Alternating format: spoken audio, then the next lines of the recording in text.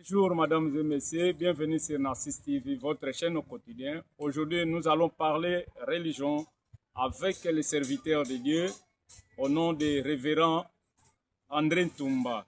Il va vous exhorter en ce moment à la veille de la campagne évangélique qu'il organise au sein de son église Jésus le Roc Tabernacle. Bonjour, pasteur André Ntumba.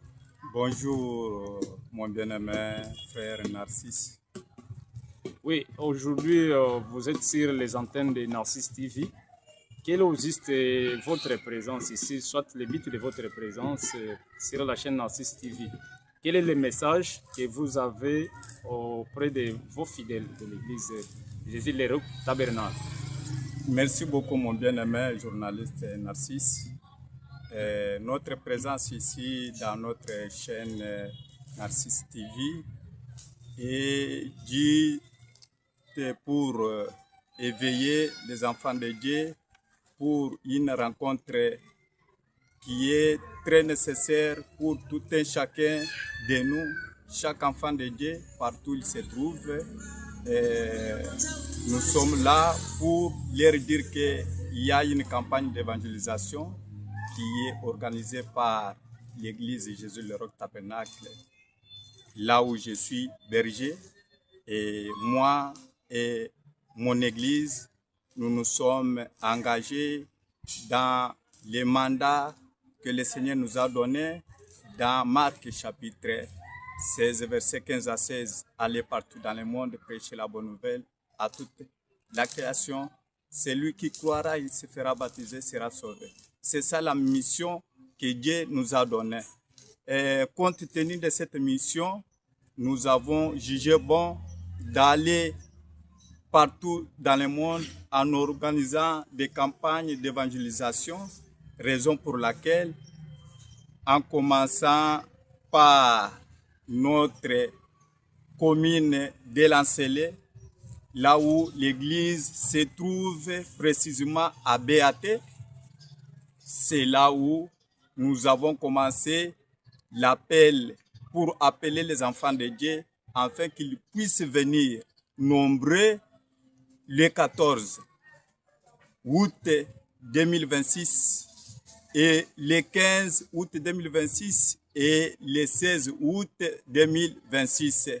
Il y aura une campagne d'évangélisation qui va se passer au sein de l'église et par là, les enfants de Dieu qui viendront écouteront la parole de Dieu sur un thème qui est intitulé « Le tribunal incorruptible du Seigneur ». Donc c'est ça le thème que nous allons développer avec les serviteurs de Dieu. Moi-même, je serai orateur le premier jour et le deuxième jour, nous avons l'homme de Dieu, frère et pasteur Marcel Chilolo, qui va intervenir deuxième jour. Et troisième jour, nous avons notre frère évangéliste Nathan Bibumba. Ce sont là ceux qui vont nous prêcher la parole sur ce thème intitulé « Le tribunal incorruptible du Seigneur ». Voilà ce que je peux vous répondre à ce moment, mon bien-aimé. Ok, merci l'homme de Dieu, pasteur André Ntumba. Est-ce que je peux vous poser quelques questions concernant votre campagne que vous organisez au sein de l'église Jésus le Roc Tabernacle? Juste, j'ai au moins quelques questions prévues dans le cadre de cette émission. Enfin, vous allez répondre à ces questions pour éclairer l'opinion publique et vos frères fidèles de l'église.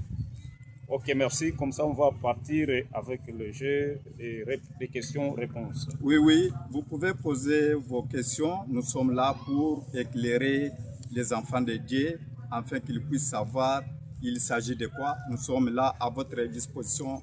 Merci les journalistes. Ok, merci beaucoup. Je commence avec la première question. Et l'homme de Dieu, pasteur André Ntumba, pourquoi avez-vous choisi ce thème, le tribunal de Dieu, le tribunal incorruptible du Seigneur? Ok, merci beaucoup mon bien-aimé journaliste. Pourquoi nous avons choisi ce thème? pertinent, le tribunal incorruptible du Seigneur. Nous avons choisi ce thème parce que beaucoup d'enfants de Dieu aujourd'hui sont dans ce que nous appelons l'amnésie spirituelle. Beaucoup de gens aujourd'hui vivent dans ce monde croyant que le monde existe par lui-même comme s'il n'y a personne qui a créé le monde. Or, Dieu dit dans Psaume chapitre 50 que le ciel et la terre, c'est moi qui a fondé. Et tout ce qui se trouve sur cette terre, c'est moi qui a créé tout. Donc, les gens vivent comme si tout ce qu'ils peuvent faire, en acte, en parole, en tout, donc il n'y aura rien qui va se passer dans leur vie. Les gens oublient, ils sont dans l'oubli, ils ne savent pas que le souffle de vie que Dieu leur a donné, un jour, ils vont rendre compte auprès du Seigneur, compte tenu des souffles de vie que Dieu leur a donné. Donc c'est ça la raison pour laquelle nous avons choisi ce thème, le tribunal incorruptible du Seigneur. Ok, sous question, qu'est-ce que signifie réellement l'expression le tribunal incorruptible du Seigneur? Est-ce un tribunal spirituel, une réalité fictive ou une vérité qui concerne déjà notre vie présente? Merci beaucoup, mon bien-aimé journaliste.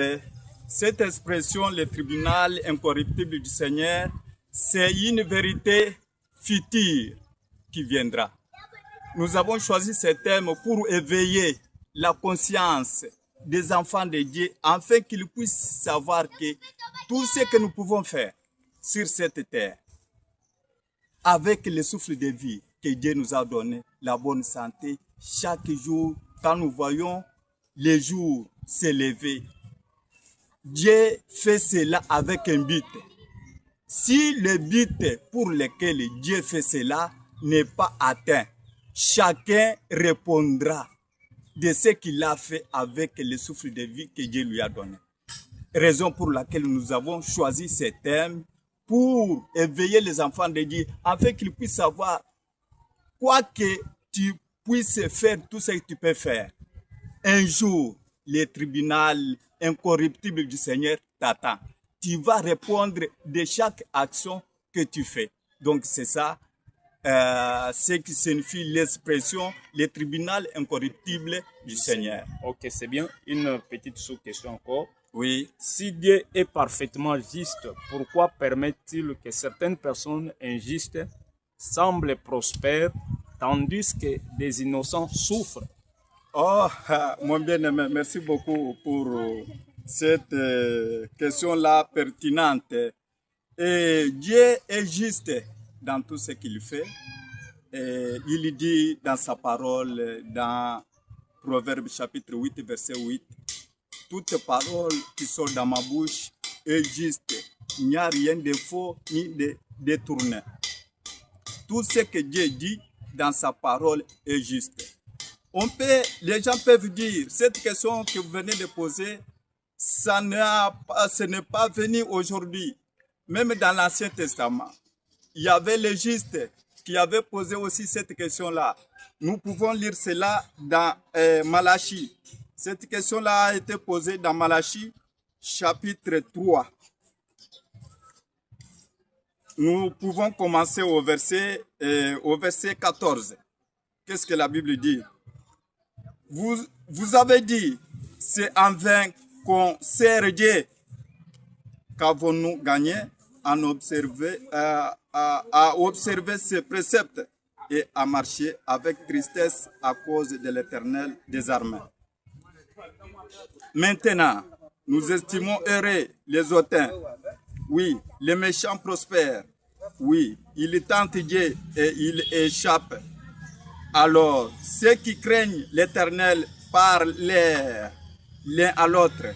L'Éternel fut attentif et il écouta. Et un livre de souvenirs fut écrit devant lui pour ceux qui craignent l'Éternel et qui honorent son nom. Au verset 17, ils seront en moi, dit l'Éternel des armées. Il m'a pas